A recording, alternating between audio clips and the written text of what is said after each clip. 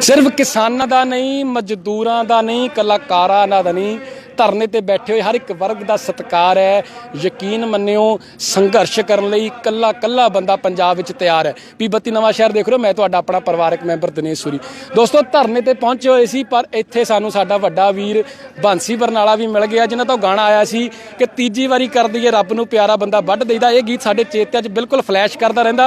और बांसी बरनाला हुणां तो पुछदे आ कि उन्होंने जिहड़ी ये धमकी आ मोदी साहब नूं दित्ती कि नहीं दित्ती कि तीजी वारी प्यारा कर देना जे 3 ऑर्डीनेंस वापस नहीं लए। बांसी बरनाला जी पहले तो बहुत निघा स्वागत है। वाहिगुरू जी का खालसा श्री वाहिगुरू जी की फतेह। पीवी ਬੱਤੀ नवां शहर ਦਾ ਤਹਿ ਤੋਂ ਸ਼ੁਕਰਗੁਜ਼ਾਰ ਹਾਂ ਜੀ, ਜਿਹੜੇ ਸਾਡੀ ਆਵਾਜ਼ ਨੂੰ ਦੁਨੀਆ ਦੇ ਵਿੱਚ ਪਹੁੰਚਾਉਂਦੇ ਨੇ ਸੋਸ਼ਲ ਮੀਡੀਆ ਦੇ ਥਰੂ। ਤੇ ਬਾਕੀ ਰਹਿ ਕੇ ਬੰਦਾ ਵੜਦੀ ਵਾਲੀ ਗੱਲ, ਉਹ ਇੱਕ ਕੋਈ ਹੈ ਨਾ, ਜਿਸ ਤਰ੍ਹਾਂ ਕੋਈ ਮਾਹੌਲ ਹੁੰਦਾ ਉਸ ਸਮੇਂ ਇਦਾਂ ਦਾ ਮਾਹੌਲ ਚੱਲਦਾ ਸੀ। मोदी साहब ने माहौल बनाता जी, ਮੋਦੀ ਸਾਹਿਬ ਨੇ ਮਾਹੌਲ ਬਣਾਤਾ, ਪਰ ਮੋਦੀ ਸਾਹਿਬ ਨੂੰ ਚਾਹੀਦਾ ਸੀਗਾ ਕਿ ਪੰਜਾਬ ਜਿਹੜਾ ਕੁਰਬਾਨੀਆਂ ਦਾ ਮੋਢਾ, ਕਿ ਪਹਿਲਾਂ ਇਹ ਬਿੱਲ ਪਾਸ ਕਰਨ ਤੋਂ ਪਹਿਲਾਂ ਸੋਚ ਲੈਂਦਾ ਕਿ ਪੰਜਾਬ ਨੇ ਕੀ ਕੀ ਕੀਤਾ ਆ। ਤੁਹਾਨੂੰ ਪਤਾ ਆ ਕਿ ਜਿਹੜੀ ਸਾਡੀ ਆਜ਼ਾਦੀ ਦੀ ਲੜਾਈ ਹੋਈ ਆ ਉਹਦੇ ਵਿੱਚ 123 ਦੇਸ਼ ਭਗਤਾਂ ਨੂੰ ਫਾਂਸੀ ਦੀ ਸਜ਼ਾ ਹੋਈ, ਜਿਸ 'ਚੋਂ 92 ਪੰਜਾਬੀ ਸੀ, ਤੇ 2765 ਦੇਸ਼ ਭਗਤਾਂ ਨੂੰ ਕਾਲੇ ਪਾਣੀ ਦੀ ਸਜ਼ਾ ਹੋਈ, ਜਿਸ 'ਚੋਂ 2165 ਪੰਜਾਬੀ ਸੀ। ਮੋਦੀ ਸਾਹਿਬ ਨੂੰ ਸ਼ਾਇਦ ਇਹ ਭੁੱਲ ਗਿਆ ਕਿ ਜਿਹੜਾ ਕੁਰਬਾਨੀਆਂ ਦੇਣ ਨੂੰ ਪੰਜਾਬ ਹੈ ਤੇ ਬਾਕੀ ਰਾਜਗਾਂ ਨੂੰ ਤੁਹਾਨੂੰ ਪਤਾ ਹੀ ਹੈ। ਅੰਬ ਖਾਣ ਨੂੰ ਬਾਂਦਰੀ ਤੇ ਡਾਂਗਾ ਖਾਣ ਨੂੰ ਰਿਛ, ਉਹ ਵਾਲੀ ਗੱਲ ਹੈ। ਅੱਛਾ ਅੱਜ ਇਸ ਧਰਨੇ ਤੇ ਆਏ ਹੋ, ਲੋਕਾਂ ਵਿੱਚ ਕਿਹੋ ਜਿਹਾ ਆਕਰੋਸ਼, ਕਿਹੋ ਜਿਹੀ ਲੋਕਾਂ ਦੀ ਸਖਤੀ ਕੀ ਦੇਖਿਆ, ਲੋਕਾਂ 'ਚ ਇੱਥੇ ਪਹੁੰਚ ਕੇ ਮਹਿਸੂਸ ਕੀ ਕੀਤਾ? ਕਿਉਂਕਿ ਨਾ ਜਿਹੜਾ ਕਲਾਕਾਰ ਦਾ ਦਿਲ ਹੁੰਦਾ, ਗੀਤਕਾਰ ਦਾ ਦਿਲ ਹੁੰਦਾ, ਉਹ ਆਲੇ ਦੁਆਲੇ ਨੂੰ ਬਹੁਤ ਆਬਜ਼ਰਵ ਕਰਦਾ ਔਰ ਫਿਰ ਬੋਡੀ ਨੂੰ ਐਂਪਲੀਫਾਇਰ ਕਰਦਾ, ਆਪਣੀ ਸੋਚ ਨੂੰ ਐਂਪਲੀਫਾਇਰ ਕਰਦਾ। ਇੱਥੇ ਪਹੁੰਚ ਕੇ ਕੀ ਮਹਿਸੂਸ ਕੀਤਾ? ਜਿਹੜੇ ਬਜ਼ੁਰਗ ਨੇ, ਮੈਂ ਇੱਥੇ ਦਿਖਾਉਣਾ ਚਾਹੁੰਦਾ, ਕੈਮਰਾਮੈਨ ਦੇਖਣ ਕਿ ਬਜ਼ੁਰਗ ਕਿਵੇਂ ਬੈਠੇ ਨੇ, ਪਿੱਠ ਸਿੱਧੀ ਨਹੀਂ ਹੋ ਰਹੀ। ਜਿਹੜੇ ਬਜ਼ੁਰਗ ਆ, ਨੌਜਵਾਨ ਖੜੇ ਨੇ, ਇਹਨਾਂ ਨੂੰ ਦੇਖ ਕੇ ਕੀ ਮਹਿਸੂਸ ਕੀ ਹੁੰਦਾ? ਮਹਿਸੂਸ ਇਹ ਦੇਖ ਲਓ ਜੀ, ਪਹਿਲਾਂ ਤਾਂ ਤੁਹਾਨੂੰ ਪਤਾ ਕਿ ਸਾਡੇ ਪੰਜਾਬ ਨਾਲ ਹਰ ਵਾਰੀ ਧੱਕਾ ਹੀ ਹੋਇਆ, ਠੀਕ ਹੈ, ਚਾਹੇ ਉਹ 47 ਹੋਵੇ, ਚਾਹੇ ਉਹ 84 ਹੋਵੇ, ਤੇ ਹੁਣ ਵੀ ਤੁਹਾਨੂੰ ਪਤਾ ਹੈ ਕਿ ਪੰਜਾਬ ਨਾਲ ਬਿਲਕੁਲ ਧੱਕਾ ਹੋਇਆ। ਕਿਸਾਨ ਨਾਲ ਤਾਂ ਹਰਦਮ ਧੱਕਾ ਹੀ ਹੁੰਦਾ ਹੈ, ਕਿਉਂਕਿ ਅਸੀਂ ਕਿਸਾਨ ਨੂੰ ਕਹਿੰਦੇ ਹਾਂ ਕਿ ਕਿਸਾਨ ਦੀ ਫਸਲ ਜਦ ਮੰਡੀ ਦੇ ਵਿੱਚ ਜਾਂਦੀ ਹੈ, ਸਾਰੀ ਹੀ ਦੁਨੀਆ ਤੱਕ ਉਹ ਫਸਲ ਪਹੁੰਚਦੀ ਹੈ, ਕਿਸਾਨ ਦੀ ਮਿਹਨਤ ਕੀਤੀ ਪਹੁੰਚਦੀ ਹੈ। ਕਿ ਇਸ ਚੀਜ਼ ਦਾ ਹਰ ਵਰਗ ਨੂੰ ਫਰਕ ਪੈਣਾ ਹੈ। ਜਿਹੜੇ ਇਹਨਾਂ ਨੇ ਬਿੱਲ ਪਾਸ ਕਰ ਦਿੱਤੇ ਆ, ਹਰ ਵਰਗ ਨੂੰ ਫਰਕ ਪੈਣਾ ਆ। ਕਿਉਂਕਿ ਫਾਇਦਾ ਕਿਹਨੂੰ ਹੋਣਾ? ਫਾਇਦਾ ਤਾਂ ਜੀ ਅੰਬਾਨੀਆਂ ਅਡਾਨੀਆਂ ਨੂੰ ਹੋਣਾ ਆ। ਅਜੇ ਤੁਹਾਨੂੰ ਇੱਕ ਚੀਜ਼ ਦੱਸਾਂ, ਤੁਹਾਨੂੰ ਪਤਾ ਕਿ ਲੋਕੀ ਕਹਿੰਦੇ ਕੋਵਿਡ-19 ਵਿੱਚ ਲੋਕਾਂ ਦੀਆਂ ਘੀਸੀਆਂ ਨਿਕਲ ਗਈਆਂ, 90 ਰੁਪਏ ਨਹੀਂ ਸੀ ਬਣਦੇ। ਔਰ ਜਿਹੜੇ ਅੰਬਾਨੀ ਸਾਹਿਬ ਆ, ਕਿਉਂਕਿ ਅੰਬਾਨੀ ਸਾਹਿਬ ਮੈਂ ਤਾਂ ਕਹਿ ਰਿਹਾ ਕਿਉਂਕਿ ਮੋਦੀ ਸਾਹਿਬ ਉਹਨਾਂ ਤੋਂ ਕਰਜ਼ਾ ਲੈ ਕੇ ਦੇਸ਼ ਚਲਾਉਂਦੇ ਆ ਨਾ। ਅੰਬਾਨੀ ਸਾਹਿਬ ਉਦੋਂ ਵੀ 1 ਘੰਟੇ ਦਾ 90 ਕਰੋੜ ਰੁਪਇਆ ਕਮਾਉਂਦੇ ਸੀ। ਦੇਖੋ ਜੀ, ਉਹ ਉਹਨਾਂ ਦੀ ਸੋਚ ਵਾ, ਉਹਨਾਂ ਦਾ ਬਿਜ਼ਨਸ ਹੈ, ਉਹ ਕਿਸ ਤਰ੍ਹਾਂ ਚਲਾਉਂਦੇ ਸੀ। ਤੁਹਾਨੂੰ ਪਤਾ ਕਿ ਉਹਨਾਂ ਦਾ ਬਿਜ਼ਨਸ ਤਾਂ ਪੂਰੇ ਵਰਲਡ ਦੇ ਵਿੱਚ ਫੈਲਿਆ ਹੋਇਆ। 90 ਕਰੋੜ ਕੀ, ਉਹ ਤਾਂ 100 ਕਰੋੜ ਵੀ ਕਮਾ ਸਕਦੇ, 200 ਕਰੋੜ ਵੀ ਕਮਾ ਸਕਦੇ ਆ, ਠੀਕ ਹੈ, ਉਹ ਉਹਨਾਂ ਦੇ ਬਿਜ਼ਨਸ ਦੇ ਉੱਤੇ ਆ। ਬਾਕੀ ਸਾਡਾ ਤਾਂ ਕਿਸਾਨਾਂ ਦਾ ਇਹੀ ਹੈ ਨਾ, ਅਸੀਂ ਜ਼ਮੀਨ ਵਾਹਣੀ ਆ, ਫਸਲ ਵੇਚਣੀ ਆ। ਇਹ ਹੁਣ ਜਦੋਂ ਆੜ੍ਹਤੀਏ ਮੁੱਕ ਜਾਣੇ, ਜਦ ਕਿਸਾਨ ਨੇ ਆਪਣੀ ਕੁੜੀ ਵਿਆਹਣੀ ਆ ਜਾਂ ਆਪਣਾ ਮੁੰਡਾ ਵਿਆਹਣਾ ਜਾਂ ਕੋਈ ਕਰਜ਼ਾ ਲੈਣਾ ਹੈ, ਉਹ ਆੜ੍ਹਤੀਏ ਤੋਂ ਪੈਸੇ ਫੜ ਲੈਂਦਾ ਸੀ, ਫਸਲ ਤੇ ਲਾ ਦਿੰਦਾ ਸੀ।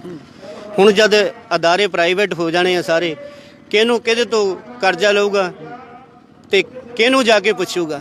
ਕਿਹਦੀ ਮਾਂ ਨੂੰ ਮਾਸੀ ਆਖਣਾ? ਆਪਾਂ ਮੁੱਦੇ ਦੀ ਗੱਲ ਕਰਦੇ ਆ। ਜਿਹੜਾ ਹਰਿਆਣੇ ਵਿੱਚ ਲਾਠੀ ਚਾਰਜ ਕੀਤਾ, ਉਹਦੀ ਕਿੰਨੇ ਸਖਤ ਸ਼ਬਦਾਂ 'ਚ ਨਿੰਦਾ ਕਰਦੇ ਹੋ?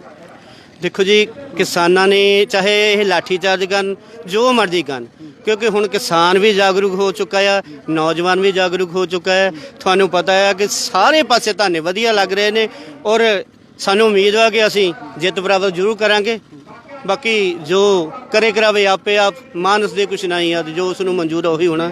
ਕਿ ਇਨਸਾਨ ਨੂੰ ਕੋਸ਼ਿਸ਼ ਕਰਨੀ ਚਾਹੀਦੀ ਹੈ ਤੇ ਅਸੀਂ ਸਾਰੇ ਰਲ ਮਿਲ ਕੇ ਕੋਸ਼ਿਸ਼ ਕਰ ਰਹੇ ਹਾਂ। ਤਾਂ ਵੀ ਮੋਦੀ ਸਾਹਿਬ ਨੇ ਇੱਕ ਮੈਸੇਜ ਆ ਕਿ ਪੰਜਾਬੀਆਂ ਦੀ ਸੋਚ ਉਹ ਆ, ਕਹਿੰਦੇ ਸਿਰ ਦੀਜੀਏ ਫਿਰ ਘਾਣ ਨਾ ਕੀਜੀਏ, ਤਾਂ ਤੁਸੀਂ ਸੋਚ ਸਮਝ ਕੇ ਜਿਹੜਾ ਪੰਗਾ ਲੈਣਾ। ਇੱਕ ਨਾ ਆਪਾਂ ਕਾਮੇਡੀ ਵਿੱਚ ਸਵਾਲ ਪੁੱਛਦੇ ਕਿਉਂਕਿ ਦਾੜੀ ਸੁੱਖ ਨਾਲ ਤੁਸੀਂ ਵਧਾਈ ਆ।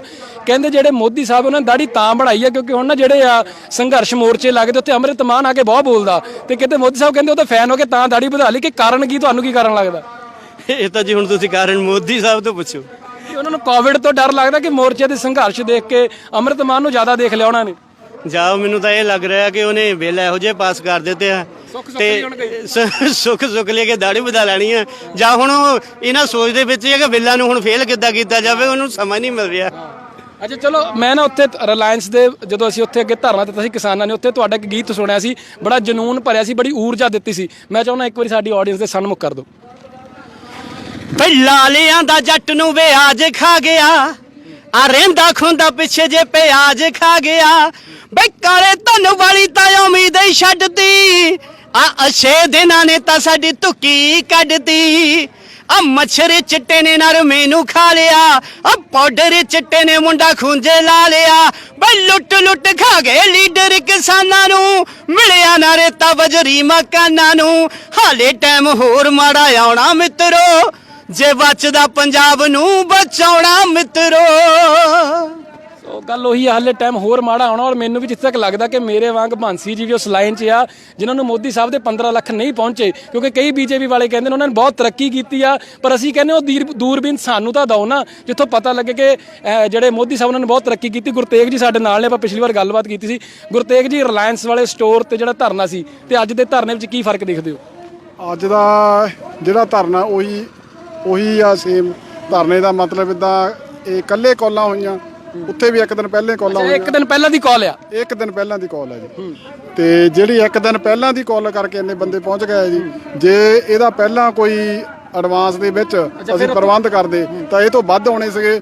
ਇੱਕ ਦੇਖੋ ਝੋਨਾ ਵੱਢ ਹੋ ਰਿਹਾ, ਆਲੂ ਲੱਗ ਰਿਹਾ, ਮਟਰ ਲੱਗ ਰਿਹਾ, ਉਹੀ ਕਾਰਨ ਆ। ਅੱਛਾ, ਬਹੁਤ ਆ। ਕੁਝ ਨੌਜਵਾਨ ਕਹਿੰਦੇ, ਇੱਕ ਆਖਰੀ ਸਵਾਲ ਹੈ, ਨੌਜਵਾਨ ਕਹਿੰਦੇ ਸਾਨੂੰ ਬੰਦੂਕਾਂ ਬੀਜਣ ਤੇ ਮਜਬੂਰ ਨਾ ਕਰੋ, ਕਿਉਂਕਿ ਦੇਖੋ ਹੁਣ ਨੌਜਵਾਨ ਜਿਹੜਾ ਅਵੇਅਰ ਆ, ਗੱਲ ਇਹ ਵੀ ਨਿਕਲ ਕੇ ਆਈ ਆ ਕਿ ਉਹੀ ਲੋਕ ਜਿਹੜੇ ਸਾਨੂੰ ਫਸਲਾਂ ਤੇ ਸਪਰੇਅ ਕਰਨ ਨੂੰ ਜਿਹਨਾਂ ਦੀ ਫੈਕਟਰੀਆਂ ਆ ਉਹਨਾਂ ਦੀ ਕੈਂਸਰ ਦੇ ਰਿਲੇਟਡ ਹਸਪੀਟਲ ਨੇ ਉਹੀ ਕੈਂਸਰ ਦੀਆਂ ਦਵਾਈਆਂ ਦਿੰਦੇ ਨੇ। ਇਹ ਸਾਨੂੰ ਫਸਲਾਂ ਲਾਉਣ ਤੇ ਵੀ ਮਜਬੂਰ ਕਰਦੇ ਨੇ, ਫਿਰ ਉੱਤੇ ਸਪਰੇਆਂ ਕਰਨ ਨੂੰ ਮਜਬੂਰ ਕਰਦੇ ਨੇ। ਜਦੋਂ ਸਾਨੂੰ ਕੈਂਸਰਾਂ ਦੀ ਬਿਮਾਰੀ ਲੱਗ ਜਾਂਦੀ ਜਾਂ ਹੋਰ ਬਿਮਾਰੀਆਂ ਲੱਗ ਜਾਂਦੀਆਂ ਜਿਹੜੀ ਬੰਦਾ ਮਾਰੂ ਬਿਮਾਰੀਆਂ ਨੇ, ਉਹਨਾਂ ਦੇ ਇਲਾਜ ਵੀ ਆਪ ਹੀ ਕਰਦੇ ਨੇ। ਕਿੱਦਾਂ ਸਾਨੂੰ ਯੂਟਿਲਾਈਜ਼ ਕੀਤਾ ਜਾਂਦਾ, ਸਾਨੂੰ ਕਿੱਦਾਂ ਦਬਾਇਆ ਜਾਂਦਾ, ਔਰ ਉਸ ਤੋਂ ਬਾਅਦ ਵੀ ਇੰਨੇ ਭੈੜੇ ਆਰਡੀਨੈਂਸ, ਕਾਲੇ ਆਰਡੀਨੈਂਸ ਜਿਹਨੂੰ ਲੋਕੀ ਡੈਥ ਵਾਰੰਟ ਵੀ ਕਹਿ ਰਹੇ ਨੇ। ਕੀ ਇਹਦੇ ਤੇ ਜਿਹੜਾ ਵਿਅੰਗ ਹੈ ਤੁਹਾਡਾ, ਜਾਂ ਕੀ ਇਹਦੇ ਤੇ ਤੁਸੀਂ ਪ੍ਰਤੀਕਿਰਿਆ ਕੀ ਦੇਣੀ ਚਾਹੋਗੇ? ਇਹਦੇ ਤੇ ਤਾਂ ਅਸੀਂ ਦੇਖੋ ਜਦੋਂ ਝੋਨੇ ਦੀ ਫਸਲ ਆਉਂਦੀ ਹੈ, ਜਿਹੜੀਆਂ ਇਹ ਕੰਪਨੀਆਂ ਇਨਸੈਕਟੀਸਾਈਡ ਵਾਲੀਆਂ ਜਾਂ ਪੈਸਟੀਸਾਈਡ ਵਾਲੀਆਂ, ਜਿੱਦਾਂ ਕਹਿਣ ਦਾ ਮਤਲਬ ਪਹਿਲੇ ਉਸ ਤਰ੍ਹਾਂ ਤਿੱਖੇ ਕਰ ਲੈਣੀਆਂ ਬਈ ਜ਼ਿਮੀਦਾਰ ਦਾ ਜਿਹੜਾ ਉਹ ਕਿੱਦਾਂ ਜਿੱਦਾਂ ਉਹਦੀ ਛਿੱਲ ਲਾਈ ਜਾਵੇ, ਇਹੀ ਆ। ਬਾਕੀ ਹਥਿਆਰਾਂ ਦੀ ਗੱਲ ਕੀਤੀ ਆ, ਜਦੋਂ ਅਤਿਆਚਾਰ ਵੱਧਦਾ ਆ ਤਾਂ ਹਥਿਆਰ ਤਾਂ ਚੁੱਕਣੇ ਪੈਂਦਾ ਫਿਰ ਜੀ। ਇਹ ਸੱਚ ਵਾ, ਮਜਬੂਰੀ 'ਚ ਹੈ ਨਾ, ਮਜਬੂਰੀ। ਅੱਛਾ ਬਾਂਸੀ, ਜਾਂਦੇ ਤੁਸੀਂ ਨੌਜਵਾਨਾਂ ਨੂੰ ਕੋਈ ਸੁਨੇਹਾ ਦਿਓ, ਕਿਉਂਕਿ ਨੌਜਵਾਨ ਦੇਖੋ ਸਿਖਰ ਦੁਪਹਿਰ ਥੱਲੇ ਜਿਹੜੀ ਧਰਤੀ ਬਿਲਕੁਲ ਸੜਦੀ ਪਈ ਆ ਹਨਾ, ਉੱਤੇ ਸੂਰਜ ਵੀ ਗਰਜਦਾ ਪਿਆ ਤੇ ਨੌਜਵਾਨ ਨੇ ਪਰ ਉਹ ਸਿਰੜ ਨਾ ਬੈਠੇ ਨੇ, ਬਜ਼ੁਰਗ ਸਿਰੜ ਨਾ ਬੈਠੇ ਨੇ। ਕੋਈ ਤੁਸੀਂ ਨੌਜਵਾਨਾਂ ਨੂੰ ਕੋਈ ਸੁਨੇਹਾ ਦੇਣਾ ਚਾਹੁੰਦੇ ਹੋ? ਦੇਖੋ ਜੀ, ਨੌਜਵਾਨਾਂ ਨੂੰ ਖੁਦ ਹੀ ਪਤਾ ਹੈ ਕਿ ਜਿਹੜੇ ਮਾਰੂ ਵੇਲਾ ਆਏ ਨੇ ਉਹਨਾਂ ਨੇ ਗਾਂ ਉਹਨਾਂ ਦੀ ਜ਼ਿੰਦਗੀ ਤਬਾਹ ਕਰ ਦੇਣੀ, ਉਹਨਾਂ ਦੇ ਬੱਚਿਆਂ ਦੀ ਜ਼ਿੰਦਗੀ ਤਬਾਹ ਕਰ ਦੇਣੀ। ਮੈਂ ਜਿਹੜੇ ਨੌਜਵਾਨ ਨਹੀਂ ਵੀ ਪਹੁੰਚੇ ਉਹਨਾਂ ਨੂੰ ਵੀ ਬੇਨਤੀ ਕਰਦਾ ਬਾਈ, ਕਿਸਾਨਾਂ ਦੇ ਨਾਲ ਰਲ ਕੇ ਮੋਢੇ ਨਾਲ ਮੋਢਾ ਲਾ ਕੇ ਚੱਲੋ। ਮੈਨੂੰ ਵੀ ਕਈ ਵਾਰੀ ਕਈ ਬੰਦਿਆਂ ਨੇ ਸਵਾਲ ਕੀਤਾ ਕਿ ਤੇਰੇ ਤੋਂ ਤਾਂ ਜ਼ਮੀਨ ਵੀ ਨਹੀਂ ਹੈਗੀ, ਤੇਰੇ ਕੋਲ ਤਾਂ ਜ਼ਮੀਨ ਵੀ ਨਹੀਂ ਹੈਗੀ, ਤੂੰ ਧਰਨਿਆਂ ਤੇ ਕਿਉਂ ਫਿਰ? ਜ਼ਮੀਨ ਨਹੀਂ ਹੈ ਪਰ ਜ਼ਮੀਰ ਤਾਂ ਹੈ ਨਾ। ਮੈਂ ਉਹਨੂੰ ਇਹ ਦੱਸਿਆ ਕਿ ਮੇਰੇ ਕੋਲ ਜ਼ਮੀਨ ਭਾਵੇਂ ਨਹੀਂ ਹੈਗੀ ਪਰ ਮੇਰਾ ਹਜੇ ਜ਼ਮੀਰ ਜਿਉਂਦਾ ਆ। ਇਸ ਕਰਕੇ ਜ਼ਮੀਰ ਜਿਉਂਦਾ ਕਰਕੇ ਮੈਂ ਬਗੈਰ ਕਿਸੇ ਕਾਲ ਤੋਂ, ਬਗੈਰ ਕਿਸੇ ਫੋਨ ਤੋਂ, ਬਗੈਰ ਕਿਸੇ ਦੱਸੇ ਤੋਂ ਜਿੱਥੇ ਵੀ ਧਰਨਾ ਹੁੰਦਾ ਕੋਸ਼ਿਸ਼ ਕਰਦਾ ਉੱਥੇ ਪਹੁੰਚਦਾ ਆ। ਤੇ ਕਿਸਾਨਾਂ ਦੇ ਨਾਲ ਖੜਨਾ ਸਾਡਾ ਬਹੁਤ ਜ਼ਿਆਦਾ ਜ਼ਰੂਰੀ ਹੈ, ਕਿਉਂਕਿ ਨੌਜਵਾਨ ਵਰਗ ਨੂੰ, ਇਹ ਬਜ਼ੁਰਗ ਆ, ਸਾਰੇ ਬਜ਼ੁਰਗ ਵੀ ਆ, ਨੌਜਵਾਨ ਵੀ ਆ, ਪਰ ਨੌਜਵਾਨ ਥੋੜੇ ਘੱਟ ਹੈ। ਚਲੋ ਇੱਕ ਦਿਨ ਪਹਿਲਾਂ ਦੀ ਕਾਲ ਹੈ ਨਾ, ਹਾਲੇ ਤੱਕ ਪਹੁੰਚੀ ਨਹੀਂ ਹੋਣੀ ਸਾਰਿਆਂ ਤੱਕ। ਇਹ ਤਾਂ ਗੱਲ ਬਿਲਕੁਲ ਸਾਡੀ ਸਹੀ ਆ ਕਿ ਰਾਤ ਦੀ ਕਾਲ ਆ, ਆਪਾਂ ਦਿਨ ਵੀ ਕਹਿ ਸਕਦੇ, ਰਾਤ 8-9 ਵਜੇ ਦੀ ਕਾਲ ਆ, ਫਿਰ ਵੀ ਕਾਫੀ ਹੱਦ ਤੱਕ ਪਹੁੰਚ ਗਿਆ, ਕਿਉਂਕਿ 25 ਤਰੀਕ ਨੂੰ ਜਿਹੜਾ ਧਰਨਾ ਸੀਗਾ ਉਹਦੀ ਸਾਡੀ ਕਾਲ 10 ਦਿਨ ਪਹਿਲਾਂ ਦੀ ਸੀ। ਅੱਗੇ ਤੋਂ ਇਹ ਤਾਂ ਸਿਰਫ ਇੱਕ ਇਹ ਦੱਸ ਰਹੇ ਆ, ਇੱਕ ਤਾਂ ਐਟ ਏ ਟਾਈਮ ਦੀ ਧਰਨੇ ਵਾਲੀ ਗੱਲ ਆ ਕਿ ਅਸੀਂ ਹਜੇ ਜਿਉਂਦੇ ਆ, ਮਰੇ ਨਹੀਂ, ਸਾਡਾ ਸੰਘਰਸ਼ ਹਜੇ ਜਾਰੀ ਹੈ। ਤੇ ਸਾਰਿਆਂ ਨੂੰ ਮੈਂ ਬੇਨਤੀ ਕਰਦਾ ਕਿ ਪਾਰਟੀਬਾਜ਼ੀ ਤੋਂ ਤੇ ਜਾਤ ਪਾਤ ਤੋਂ ਉੱਠ ਕੇ ਸਾਰੇ ਤੁਸੀਂ ਗੱਲ ਕਰਦੇ ਨਾ ਕਿ ਵੇਲੇ ਮੇਰੇ 'ਚ ਵੀ ਉਹ ਸਵਾਲ ਆਉਂਦਾ ਬਾਂਸੀ ਜੀ ਕਿ ਸ਼ਾਇਦ ਉਹ ਪਤਾ ਨਹੀਂ ਲੋਕ ਕਿਹੜੀ ਮਿੱਟੀ ਦੇ ਬਣੇ ਨੇ ਜਿਹੜੇ ਅਕਾਲੀਆਂ ਦੀ ਰੈਲੀ ਚਲੇ ਜਾਂਦੇ ਨੇ। ਮੈਨੂੰ ਤਾਂ ਲੱਗਦਾ ਜਾਂ ਉਹਨਾਂ ਨੂੰ ਕੋਈ ਸਬਸਿਡੀ ਵਾਲਾ ਲੋਨ ਦਿੱਤਾ, ਜਾਂ ਬਾਦਲ ਸਾਹਿਬ ਨੇ ਕਹਿਤਾ ਕਿ 22,000 ਏਕੜ ਹੀ ਤੁਹਾਨੂੰ ਇੱਕ ਏਕੜ ਸਾਰਿਆਂ ਨੂੰ ਦੇ ਦੇਣੀ ਆ, ਜਾਂ ਮੋਟਰਾਂ ਦੇ ਬਿੱਲ ਮਾਫ ਕਰ ਦੇਣੇ ਆ, ਜਾਂ ਕੈਪਟਨ ਸਾਹਿਬ ਨੇ ਕਹਿਤਾ ਕਿ ਹੁਣ ਨੌਕਰੀ ਅਗਲੀ ਵਾਰ ਤੁਹਾਨੂੰ ਦੇ ਦੇਣੀ ਆ। ਹੁਣ ਸਮਝ ਨਹੀਂ ਲੱਗਦੀ ਜਿਹੜੇ ਕਾਂਗਰਸੀ ਅਕਾਲੀ ਹੱਲੇ ਵੀ ਜਾਂਦੇ ਨੇ ਕਿਸਾਨਾਂ ਨੂੰ ਛੱਡ ਕੇ, ਉਹਨਾਂ ਦੀ ਮੈਂਟੈਲਿਟੀ ਕੀ ਆ, ਮਾਨਸਿਕਤਾ ਕੀ ਆ? ਦੇਖੋ ਜੀ, ਉਹਨਾਂ ਦੀ ਆਪਣੀ ਸੋਚ ਆ, ਹਰ ਇੱਕ ਬੰਦੇ ਦੀ ਆਪਣੀ ਸੋਚ ਆ, ਪਰ ਜਿਹੜਾ ਇਸ ਵੇਲੇ ਕਿਸਾਨਾਂ ਦੇ ਨਾਲ ਨਾ ਖੜਿਆ, ਮੈਂ ਤਾਂ ਇਹ ਕਹੂੰਗਾ ਕਿ ਉਹ ਸਾਡੇ ਦੇਸ਼ ਦਾ ਗਦਾਰ ਹੈ। ਮੈਂ ਤਾਂ ਇਹ ਕਹਿੰਦਾ ਕਿ ਪਾਰਟੀਬਾਜ਼ੀ ਜਾਤ ਪਾਤ ਨੂੰ ਰੱਖ ਦਿਓ ਲਾ ਕੇ ਖੂੰਜੇ, ਬਈ ਪੰਜਾਬੀ ਹਾਂ ਹਰ ਪਾਸੇ ਪੰਜਾਬ ਦਾ ਨਾਮ ਹੀ ਗੂੰਜੇ। ਵਾਹਿਗੁਰੂ ਜੀ ਖਾਲਸਾ, ਵਾਹਿਗੁਰੂ ਜੀ। ਸੋ ਤੁਸੀਂ ਦੇਖ ਸਕਦੇ ਹੋ ਪਿੱਛੇ ਕਾਲੀਆਂ ਝੰਡੀਆਂ, ਬਜ਼ੁਰਗ ਵੀ ਨਾਲ ਆਏ ਨੇ, ਬਜ਼ੁਰਗਾਂ 'ਚ ਬੜਾ ਉਤਸ਼ਾਹ ਹੈ।